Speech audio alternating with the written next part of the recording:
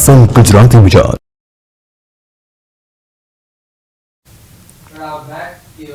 નમસ્કાર, આપની સાથે હું છું લવલીન.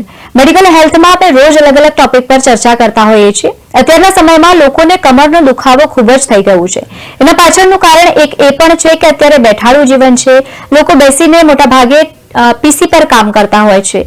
તો બીજી તરફ અત્યારના સમયમાં સૌથી અગત્યનો રોલ કોઈ ભજવે છે તો એ છે ખાણીપીણી.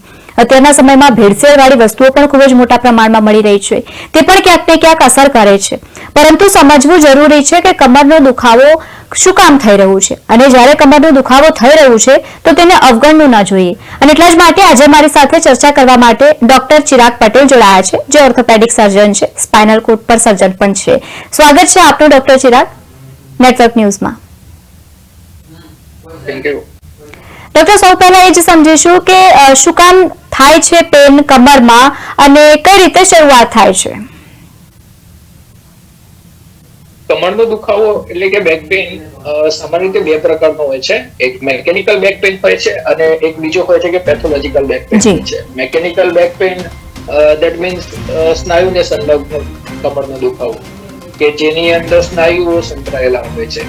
અને પેથોલોજીકલ બેક પેઇન એટલે કે આપણે સિમ્પલ ભાષામાં એને કહેતા હોય છે સાયટિકાના કારણે થયું હોય, યા તો સ્લીપ ડિસ્કના લીધે થયું હોય, યા એક મણકા ઉપર બીજો મણકો હલી રહ્યો હોય તો સ્પોન્ડાઇલોલિસ્થેસિસ છે એના કારણે થતું હોય, યા તો કમરમાં કોઈ પ્રકારનું ફ્રેક્ચર થયું હોય ટ્રોમાના લીધે, યા તો ત્યાં પછી મણકાનું ટીબી યા તો મણકાનું ઇન્ફેક્શન થયું હોય.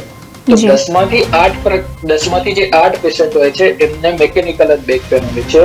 ઓનલી 2% પેશન્ટ કે ત્યાં આગળ એમને મેકેનિકલ પેથોલોજીકલ બેક પેન હોય છે. જી બિલકુલ. સ્લીપ ડિસ્ક એટલે શું થાય છે?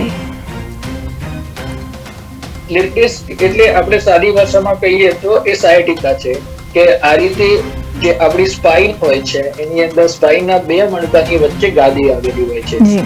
જ્યારે ગાદી એની નોર્મલ રચના અને નોર્મલ બાઉન્ડ્રીની બહાર નીકળતી હોય ત્યારે જે આ નર્વ રૂટ એટલે કે જે ચેતાઓ બહાર નીકળતી હોય છે બે મણકાની વચ્ચેથી એને ઇરિટેટ કરતી હોય છે.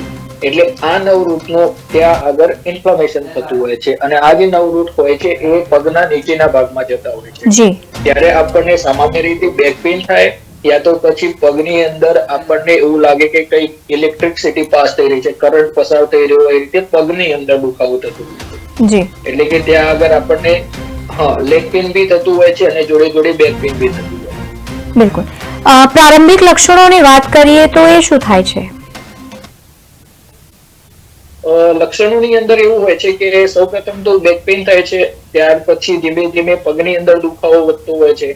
એટલે પેશન્ટ કમ્પ્લેન કરે કે સર પગની અંદર ઝંઝનાટી આવે છે, કે પગની અંદર સર ખાલી ચડે છે, કે પગ પૂરા શૂન્ય થઈ જાય છે. આ પ્રકારની કમ્પ્લેન હોય છે. પછી ક્યારેક એની અંદર સ્લીપ ડિસ્કના ટાઈપ હોય છે કે એક્સ્ટ્રુડેડ ડિસ્ક હોય કે હર્નિએટેડ હોય યા તો સ્ટીનોટિક હોય. જ્યારે સ્ટીનોટિક ડિસ્ક હોય એટલે કે ડિસ્ક કેનાલની અંદર હોય અને નસ બ્લોક થઈ ગયેલી હોય ત્યારે પેશન્ટ એવું કમ્પ્લેન કરતા હોય છે કે સર 10-15 મિનિટ બી ચાલી નથી શકાતું, 10-15 મિનિટ ચાલીએ એટલે પગ ભારે થઈ જાય છે અને નીચે બેસી જવું પડે છે. યા તો એમની એવી કમ્પ્લેન હોય કે 5 યા 10 મિનિટ જેટલું ઊભું રહી શકાય છે એના પછી ઊભું નથી રહી શકાતું, પગ ભારે થવા લાગે છે, તો પછી એ લોકોએ બેસી જવું પડતું હોય છે. એટલે આ પ્રકારની એમની કમ્પ્લેન હોય છે. ક્યારેક પેશન્ટ ફૂટ ડ્રોપ જોડે આવતા હોય કે પગનો લકવો મારી ગયો હોય, પગનો લકવો મારી ગયો એટલે પેશન્ટ ચાલતું હોય એ રીતે. અને ક્યારેક એમને એવું હોય છે કે સંડાસ પેશાબની અંદર એમને સેન્સ નથી રહેતી હોતી, પેશાબને જાડો પકડી જતો હોય છે. આ એના પ્રારંભિક થી લઈને છે લાસ્ટ સ્ટેજ સુધીના લક્ષણો છે સ્લીપ ડિસ્કના સાયટિકા. ડોક્ટર, અમુક લોકો એવું કહેતા હોય છે કે અમને મણકામાં દુખાવો થઈ રહ્યો છે ને એ દુખાવો એટલે અતિશય હોય, એ લોકોથી હેન્ડલ ન થાય. આ પરિસ્થિતિ ક્યારે આવી પહોંચે છે? આ પરિસ્થિતિ જ્યારે આવે છે કે પેશન્ટના પ્રારંભિક જે લક્ષણો હોય છે સ્લીપ ડિસ્ક હોય છે એમાં એમને અવગણના કરી હોય અને એના પછી એ લોકોએ સ્પાઇનનો જે રીતે ઉપયોગ થવો જોઈએ એના કરતા વધારે એટલે કે સ્પાઇનનો ઓવરયુઝ થયો હોય અને ડિસ્ક આખું બહાર આવ્યું હોય ત્યારે આ પ્રકારના લક્ષણો સામાન્ય રીતે જોવા મળતા હોય છે. જી બિલકુલ. તો હવે જ્યારે સ્પાઇનમાં દર્દ થતું હોય સારવાર માટે શું શું કરી શકાય? સારવાર માટે સૌપ્રથમ તો પહેલા એનું ડાયગ્નોસિસ થવું જરૂરી છે કે પ્રોપર નિદાન થવું જરૂરી છે. એ માટે આપણે જનરલી જે એક્સરે કરતા હોઈએ છીએ એના પરથી થોડો ઘણો આઈડિયા આવે, ક્લિનિકલી એક્ઝામિનેશન કરતા હોઈએ એના પરથી બી આઈડિયા આવે, અને આ પ્રમાણે પછી એને કોરિલેટ કરીને પછી MRI કરાવતા હોઈએ છીએ. તો MRI ની અંદર કયા મણકાની વચ્ચે તકલીફ છે, ડિસ્ક કેટલી બહાર આવી છે, એ પ્રમાણે એનું મેનેજમેન્ટ કરતા હોઈએ છીએ. 10 થી 8 થી 9 પેશન્ટ જે હોય છે એ કન્ઝર્વેટિવ મેનેજમેન્ટ એટલે બેડ રેસ્ટ છે, ફિઝિયોથેરાપી છે, કે પછી થોડી અલ્ટ્રાસાઉન્ડ થેરાપી છે, આ બધી વસ્તુથી રિકવર થતા હોય છે. ફક્ત એક પેશન્ટ હોય 10 માંથી કે જેને સર્જરીની જરૂર પડતી હોય છે. અધરવાઇઝ બાકીના પેશન્ટ કન્ઝર્વેટિવ મેનેજમેન્ટ, મેડિસિન એ બધાથી સાજા થઈ જતા હોય છે. ઘણી વખતે એપિડ્યુરલ સ્ટીરોઇડ નામનું એક ઇન્જેક્શન બી હોય છે, એ બી આપણે આપતા હોઈએ છીએ સ્લીપલેસની અંદર, કે જેના પરિણામો અત્યારે બહુ જ સરસ રિઝલ્ટ આપી રહ્યા છે. જી, આપણે આ ઇન્જેક્શનની વાત કરીએ. અમુક ડોક્ટર ઇન્જેક્શન દરમિયાન જે લોકો લેતા હોય છે, શિયાળામાં એ ઇન્જેક્શનનો દર્દ એ લોકોને મણકામાં ઉપડતું હોય છે. ફરી એકવાર એ લોકો એવી શિકાયત કરતા હોય છે કે શિયાળા દરમિયાન અમને દર્દ વધારે થઈ રહ્યું છે, અને પાછળનું કારણ શું? શિયાળાની અંદર કારણ એ હોય છે કે મસલ સ્ટીફનેસ થોડી વધારે થઈ જતી હોય છે. જે રીતે ઠંડી પડતી હોય છે એ પ્રમાણે જે મસ્ક્યુલર પ્રોટીન્સ હોય એ પ્રોટીનની અંદર જે રચના જે હોય છે એની અંદર જે ચેન્જીસ આવે એના કારણે સ્ટીફનેસ વધતી હોય છે, જેના કારણે એ બેડમાંથી ઉઠે એટલે આખું શરીર એમને થોડું જકડાયેલું લાગે. અધરવાઇઝ જયારે પછી એની રૂટીન ડેલી એક્ટિવિટી ચાલુ કરતા હોય એટલે પછી 8, 9, 10 વાગે જયારે સનબાથ લે એ વખતે પછી એ લોકો એમને પેન થોડું ઓછું થઈ જતું હોય, એમની સ્ટીફનેસ અને જે સોરનેસ છે મસલની ઓછી થઈ જતી હોય છે. એટલે એ કમ્પ્લેન જો શિયાળામાં જે હોય છે એ મોસ્ટલી સ્નાયુને સંલગ્ન હોય છે, મસલ સ્ટીફનેસ ના લીધે હોય છે. બિલકુલ. કોઈ પણ જોડોમાં દર્દ થતા હોય, કમરની વાત કરીએ કે જોઈન્ટ પેનની આપણે વાત કરીએ, ખાણીપીણી સૌથી વધારે કેટલું અસર એમાં જોવા મળતું હોય છે? કારણ કે અત્યારના લોકો જંક ફૂડ પર વધારે રહી રહ્યા છે, એ પ્રમાણમાં પૌષ્ટિક આહાર નથી લેતા, કેટલું પ્રભાવ પડે? ડેફિનેટલી ફૂડના લીધે એ વસ્તુની અંદર ઇફેક્ટ આવતી હોય છે, કેમ કે જંક ફૂડ ખાવાથી તમારું મેદસ્વીતાપણું વધતું હોય છે. મેદસ્વીતાપણું વધવાને કારણે તમારું જે બોડી માસ ઇન્ડેક્સ છે એ તમારો અલ્ટર થાય, એટલે તમારી હાઈટ પ્રમાણે તમારું વજન ના હોય, યા તો વધારે હોય, યા તો હાઈટ પ્રમાણે વજન વધારે છે યા તો ઓછું છે, એના કારણે. તો આ બધી વસ્તુઓ જે છે એ તમારી જે સ્પાઇનના મસલ છે એને કમજોર કરતા હોય, ત્યારે પછી મણકા વચ્ચેની ડિસ્ક બહાર આવે અને સ્લીપ ડિસ્ક અને સાયટિકા યા તો મેકેનિકલ બેક પેન, આ બધી વસ્તુઓ 100% ઇફેક્ટ કરતી હોય છે. જી ડોક્ટર શ્રી, પહેલા આપણે જોતા હતા કે મોટી વયના લોકો હોય એ લોકોને કમરમાં દુખાવો થતો હોય, પણ અત્યારે નાના જે લોકો છે, નોર્મલ એજના માણસો હોય, 20 થી લઈને 30 વર્ષના ઉંમરના હોય, એ લોકોને પણ આવું થઈ રહ્યું છે. એમ પાછળનું કારણ શું? બેઠાડું જીવન પણ એના પર પ્રભાવ નાખે છે? 100%. આ 21મી સદીની અંદર અને રિસેન્ટલી લાસ્ટ 10 yearsની અંદર જે 20 to 30 yearsની એજ છે એની અંદર બેક પેઇનનું પ્રમાણ 50 થી 60 વર્ષની અંદર જે બેક પેઇન છે એના કરતા વધારે છે. એનું મેઇન કારણ એ છે કે જો સર્વાઇકલ પેઇન છે તો મોબાઈલનો વધારે પડતો ઉપયોગ, કે જેની અંદર પ્રોપર પોસ્ચરની અંદર આપણે મોબાઈલનો ઉપયોગ નથી કરતા હોઈએ, આમ ઝૂકીને કરતા હોઈએ છીએ, કે અધરવાઇઝ કે પછી બીજું કે તમારું બેઠાડું જીવન થઈ ગયું છે. આઈટી પ્રોફેશનની અંદર જે લોકો કામ કરતા હોય એ લોકોનો સ્ક્રીનિંગ ટાઈમ 6 થી 8 કલાકનો હોય છે પર ડે, ત્યાં તો એમનું સિટિંગ ટાઈમિંગ જે હોય છે 10 થી 15 કલાક હોય છે. ત્યાં તો કેવું હોય કે એટલા કલાક સતત બેસવાથી એ લોકોની અંદર મસલની સ્ટીફનેસ થઈ જતી હોય છે. એટલે આ 20 થી 30 વર્ષની અંદર આ પ્રોબ્લેમ લાસ્ટ 10 yearsની અંદર compare then the previous time વધારે છે. અને ડેફિનેટલી આ વસ્તુ આપણા બેઠાડું જીવન અને લેક ઓફ એક્સરસાઇઝ અને લેક ઓફ અવેરનેસ આ વસ્તુ 100% જોવા મળે છે. બિલકુલ. સર્જરીની વાત કરીએ એટલે છેલ્લે પહોંચે એના પહેલા કેટલા તબક્કામાં ટ્રીટમેન્ટ મળી શકે છે માણસને, જ્યારે તે કમરમાં દુખાવો થતો હોય અથવા તો મણકામાં દુખાવાની સ્પેસિફિક વાત કરતા હોય? સર્જરી લાસ્ટ ઓપ્શન, એના પહેલા કેટલા ઓપ્શન હોય છે લોકો પાસે, કે જે લોકો સર્જરી માટે બીતા હોય છે કે અમને સર્જરી નથી કરાવી, એ લોકો પાસે અલ્ટરનેટ ઓપ્શન કેટલા હોય છે? અત્યારે વસ્તુ એવી છે કે surgery is the last option. 100 માંથી ફક્ત 2 પેશન્ટને સર્જરીની જરૂર હોય છે. Otherwise 98% can be the cured by the conservative management. Conservative મેનેજમેન્ટની અંદર એવું છે કે તમે એક્સરસાઇઝ રેગ્યુલર એક્સરસાઇઝ કરો, બેડ રેસ્ટ કરો, અને ડોક્ટરે જે કીધું છે કે આટલી વસ્તુ કરવી, ધેટ મીન્સ ડૂઝ, અને આટલી વસ્તુ ના કરવી મતલબ નોન્સ, કે જેમ કે પલાઠી વાળી નીચે નહીં બેસવું, ઊભા પગે ના બેસવું, ઇન્ડિયન ટોયલેટ યુઝ ના કરવું, આગળ ઝૂકીને વજન ના ઉચકવું, કે જે ડોક્ટરની સલાહ છે એ પ્રમાણે તમે જો ફોલો કરતા હોય તો એ કન્ઝર્વેટિવ મેનેજમેન્ટ પ્લસ થોડી મેડિસિન, આ બધી વસ્તુઓનું જે કોમ્બિનેશન કરીને જો પેશન્ટને ટ્રાયલ આપવામાં આવતું હોય છે તો 1 મંથની અંદર 60-70% રિલીવ થાય છે, તો આ વસ્તુ કન્ટિન્યુ કરતા હોઈએ છીએ. અધરવાઇઝ જો પેશન્ટને આનાથી કોઈ ફરક નથી પડી રહ્યો તો પછી આપણે એપિડ્યુરલ સ્ટીરોઇડ ઇન્જેક્શન, કે જેમ એની આગળ વાત કરી, એ સ્ટીરોઇડ ઇન્જેક્શન આપતા હોઈએ છીએ, અને એનાથી પેશન્ટને ડેફિનેટલી 10 માંથી 8 પેશન્ટને એનાથી રાહત મળતી હોય છે. તો એ અત્યારે લેટેસ્ટ રિસેન્ટ એડવાન્સીસની અંદર એ વસ્તુ છે. અને એ પ્રકારે કન્ઝર્વેટિવ મેનેજમેન્ટ પ્લસ એપિડ્યુરલ સ્ટીરોઇડ, આ બધી વસ્તુઓ પ્લસ ફિઝિકલ મોડાલિટી, જેમ કે અલ્ટ્રાસોનિક ટેન્સ આપતા હોઈએ છીએ, મસાજ આપતા હોઈએ, એ બધી વસ્તુઓથી 100% ફરક પડે છે. અને આ બધી વસ્તુઓ કર્યા છતાંય 5-6 મહિનામાં પેશન્ટને અગર રિલીવ નથી થતું તો પછી આપણે સર્જરી એક ઓપ્શન બનતો હોય છે. બિલકુલ બિલકુલ, ખૂબ જ સરસ રીતે આપણે માહિતી આપી.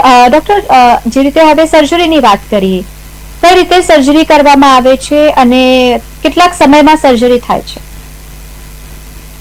પહેલાના જમાનાની અંદર વાત કરીએ તો ઓપન કરીને સર્જરી કરતા, કે પૂરું એટલે ભાગ સ્પાઇનને આખી એક્સપોઝ કરીને આપણે કરતા. બટ અત્યારે રિસન્ટ એડવાન્સીસની અંદર એવું છે કે મિનિમલ ઇન્વેઝિવ સ્પાઇન સર્જરી કરતા હોઈએ, કે જે મણકાની તકલીફ છે અને જે બાજુ તકલીફ છે, યા તો રાઈટ સાઈડ યા તો લેફ્ટ સાઈડ, તો ત્યાં એક નાનો ચીરો મૂકીને ત્યાં ટ્યુબ નાખીને સર્જરી કરતા હોઈએ છીએ. બટ લાસ્ટ 3 to 4 યર્સની અંદર એન્ડોસ્કોપિક સ્પાઇન નામની એક વસ્તુ આવી છે. તો મતલબ એ પણ એક રિસન્ટ એડવાન્સીસ છે. Endoscopic spine is like new adventure. એની અંદર બી ફક્ત એક નાના ચીરાની અંદર 8 mm ના નાના ચીરાની અંદરથી દૂરબીન નાખીને સ્પાઇનનું આખું જ ઓપરેશન કરવામાં આવે છે, અને એકદમ 100% સલામત અને સચોટ માહિતી વાળું ઓપરેશન હોય છે. બિલકુલ. અને આફ્ટર ઓપરેશન કયા કયા પ્રકારની સાવચેતીઓ રાખવી જરૂરી છે? કારણ કે જ્યારે ઓપરેશન કર્યું હોય ત્યારબાદ ખૂબ જ ઘણા રિસ્ક ફેક્ટર પણ હોય છે.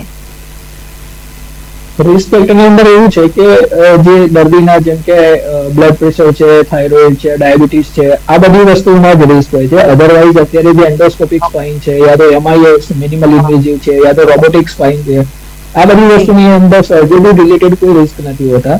અને સપોઝ કે પેશન્ટ આજે સવારે સર્જરી થાય છે તો આજ રાત્રે પેશન્ટને ઘરે બી મોકલી શકાતું હોય છે, અને એના એ જ દિવસે પેશન્ટને ડિસ્ચાર્જ બી આપી શકાતું હોય છે, અને કોઈ પણ પ્રકારના બેડ રેસ્ટની બી જરૂર નથી હોતી હતી. અને ઇવન ટાંકા તૂટ્યા પછી after 11 to 12 days of the surgery patient can start his own job.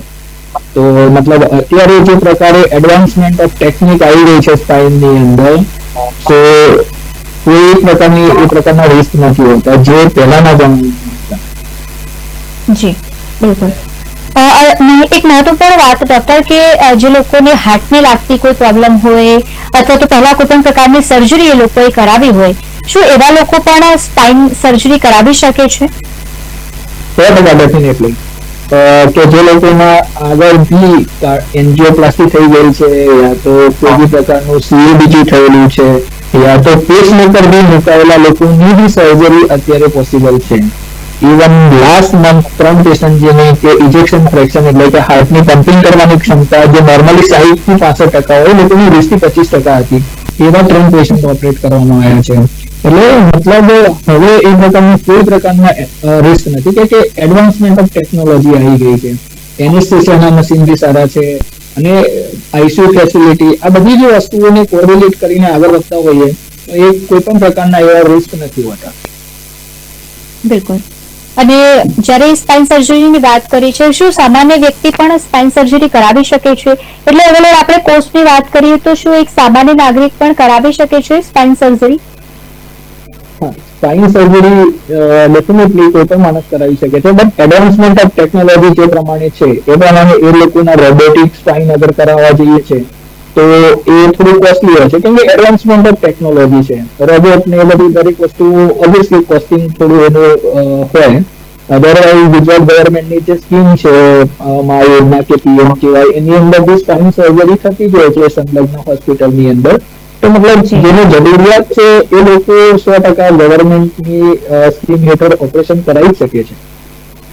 જી જ્યારે કોઈ પણ વ્યક્તિ સ્પાઇન સર્જરી કરાવવા જાય અને એક માઇથોલોજી વિશે પણ વાત કરતા હોય કે લોકોને મિથ બહુ હોય છે, માફ કરજો, કે મિથ લોકોને વધારે હોય છે કે આપણે કરાવીશું તો કોઈ પણ પ્રકારની તકલીફ થશે કે કેમ, કાં તો અનેક લોકોને અનેક પ્રકારની ભ્રમણતાઓ હોય છે, તેના વિશે આપ શું કહેશો?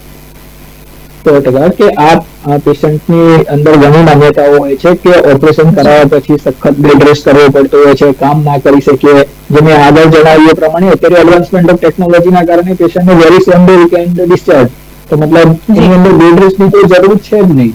પછી બીજું એમની અંદર ગેરમાન્યતા એ છે કે એક વખત સર્જરી કરાવી તો બીજી વખત બી કરાવવી પડશે. નહીં, એવું નથી હોતું. જેમ તમારો કોઈ વાર વાઇટ થઈ રહ્યો છે તો એને ચૂંટી નાખો એટલે પ્રોબ્લેમ એ નથી કે બીજો વાર વાઇટ નહીં રહે. મતલબ તમારી શરીરની પ્રકૃતિ છે કે એક બે મણકાની વચ્ચેથી ગાડી નીકળી તો પછી ઉપરના નીચેના મણકામાંથી બી ગાડી નીકળવાની છે, પણ એને જો પ્રોપર ટ્રીટમેન્ટ કરવામાં આવે અને ડોક્ટરની સલાહ ફોલો કરવામાં આવે તો બીજી ત્રીજી સર્જરી કરવાની કોઈ જરૂર નથી હોતી. પછી બીજી માન્યતા એ બી છે કે ઓપરેશન કર્યા પછી લકવો મારી જતો હોય. ના, એ અત્યારે એ વસ્તુ પોસિબલ નથી, કેમ કે અત્યારના જમાનામાં જે ટેકનોલોજી છે એની અંદર વાળ જેવું નાનું ચેતા એક દોરડા જેવી મોટી વસ્તુ દેખાતી હોય છે, એટલે મતલબ ચેતાને ઈજા થાય ડોક્ટરથી એ પોસિબલ જ નથી. એટલે આફ્ટર સર્જરી લકવો મારી જાય એ માન્યતા બી ખોટી છે. બિલકુલ. ડોક્ટર, કમર દર્દથી બચવા માટે શું કરવું જોઈએ, વધારે શું ધ્યાન આપવું જોઈએ અને શું ન કરવું જોઈએ? કમર દર્દથી બચવા માટે તો સૌપ્રથમ તો શરીર તમારું જે BMI છે એ મેન્ટેન થવું જોઈએ. મેદસ્વીતા બોડીની અંદર ના આવવું જોઈએ. રેગ્યુલર વોકિંગ કરવું જોઈએ એવરીડે 45 મિનિટ્સ. અને જે રૂટીન એક્સરસાઇઝ છે જે થતી હોય છે એ વસ્તુ ફોલો કરી શકાય છે, યોગા કરી શકાય છે. અને સ્ત્રીઓની અંદર જેમ કે 45-50 યર પછી એ લોકોને મેનોપોઝ ચાલુ થતું હોય છે, અને મેનોપોઝમાં એમને ઓસ્ટિયોપોરોસિસ કેલ્શિયમનું જોડાણ જે થતું હોય છે, તો રેગ્યુલર વિટામિન D અને કેલ્શિયમ લેવું યા તો સનબાથ લેવું, આ બધી વસ્તુઓથી એમનું જે કેલ્શિયમ છે એ જળવાઈ રહે તો બેક પેઇનના ઘણા ચાન્સીસ ઓછા હોય છે.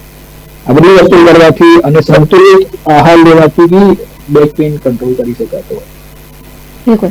એવું કહેવાય કે ઓબેસિટી હોય ઘણા બધા પ્રોબ્લેમ્સને નોતરે છે કે બીમારીઓ ઘણી બધી થઈ જતી હોય છે. કમર દર્દના દુખાવાને લઈને આપ શું કહેશો કે જે લોકો વધારે ઓબેસિટી ધરાવતા હોય એ લોકોને કયા પ્રકારની બીજી પણ તકલીફ થઈ શકે છે કમર દર્દના દુખાવાની સાથે સાથે? ડેફિનેટલી મેદસ્વીતાપણાની અને બેક પેઇનની અંદર 100% સંલગ્નતા છે. જેટલું મેદસ્વીતાપણું વધતું જાય છે એ પ્રમાણે એ લોકોના એબ્ડોમિનલ મસલ જે છે એ વિકન થતા હોય છે, તો એને પાછળના જે સ્નાયુ ખરા એમને સપોર્ટ આપવું પડે. કે પાછળના જે કમરના સ્નાયુ છે એનો ઓવરયુઝ થતો હોય છે, અને કોઈ બી વસ્તુનો જયારે ઓવરયુઝ થાય એનો ત્યારે એ વસ્તુ કામ કરવામાં થોડી ઢીલાસ જોવા મળતી હોય છે. ત્યારે આ જ વસ્તુ 100% મતલબ મેદસ્વીતાપણું વધશે તો બેક પેઇનનો પ્રોબ્લેમ ચાલુ થવાનો. બિલકુલ. ડોક્ટર, સ્પાઇનલ કોર્ડને લાગતી કોઈ પણ તકલીફ હોય એમાં શું આ મિથ છે કે કેમ કે એ વારસાગત છે? નહીં, વારસાગત નથી આ વસ્તુ. આ વસ્તુ બેક પેઇન જે છે એ પોતાના જ પ્રોબ્લેમના લીધે હોય છે. એની અંદર કોઈ વારસાગત કે જનીનની સંલગ્નતા નથી જોવા મળતી. બિલકુલ. બિલકુલ ડોક્ટર સિરાજ, આપે ખૂબ જ સરસ રીતે મારા દર્શક મિત્રોને માહિતગાર કર્યા છે. હવે આપ અમારા દર્શક મિત્રોને શું મેસેજ આપશો ખાસ કરીને કમર દર્દના દુખાવાને લઈને? કારણ કે અત્યારના સમયમાં બાળકોને પણ કમર દર્દમાં પેન હોય એવી તકલીફો મેં સાંભળી છે જાતે. મેસેજ એ છે એઝ અ સ્પાઇન સર્જન કે 10 માંથી 8 લોકોને અત્યારે કમરનો દુખાવો છે, બેક પેઇન છે. એ વસ્તુથી બચવા માટે સૌપ્રથમ તો દિવસનું 45 મિનિટ વોક કરવું જોઈએ. અને જો તમારી સેડેન્ટરી લાઈફસ્ટાઈલ છે તો તમારું પ્રોપર પોસ્ચર મેન્ટેન કરીને તમારી અંદર ચેરની અંદર બેસવું જોઈએ. તો એના માટે ફિઝિયોથેરાપી કરવી જોઈએ. ફિઝિયોથેરાપી રેગ્યુલર એક્સરસાઇઝ સવારે 10-15 મિનિટ અને સાંજે 10-15 મિનિટ તમે કરી શકો છો. અને તમારે સંતુલિત આહાર લેવાનો છે બસ. અને જે અગર તમને કોઈ બેક પેઇન થઈ રહ્યો છે, જો ડોક્ટરે કીધું છે કે આ વસ્તુ કરવાની ડૂઝ એન્ડ ડોક્ટરે કીધું કે આ વસ્તુ નથી કરવાની ડોઝ, તો એ વસ્તુને રેગ્યુલર ફોલો કરો તો સર્જરી સુધી જવાની જરૂર નથી પડતી. બિલકુલ. બિલકુલ ડોક્ટર ચિરાગજી, આપણે ખૂબ જ સરસ રીતે અમારા દર્શક મિત્રોને માહિતગાર કર્યા. આપ અમારી સાથે જોડાયા તે બદલ આપનો ખૂબ ખૂબ આભાર. Thank you. તો તમે પણ દર્શક મિત્રો જે રીતે જોયું કે અત્યારના સમયમાં ખૂબ જ વધારે પડતી સમસ્યા થઈ રહી છે કમર દર્દના દુખાવાને લઈને, અને એટલા જ માટે આજે અમારી સાથે ડોક્ટર ચિરાગ જોડાયા હતા, જે ખૂબ જ અનુભવી છે અને ખૂબ જ સારી રીતે અમારા દર્શક મિત્રોને માહિતગાર કર્યા છે. જો તમને પણ આવા પ્રશ્નો હોય તો ચોક્કસપણે અમને જાણ કરજો, કારણ કે કાલે ફરી મળીશું એક નવા ટોપિકની સાથે. ત્યાં સુધી જોતા રહો નેટવર્ક ન્યૂઝ. નમસ્કાર.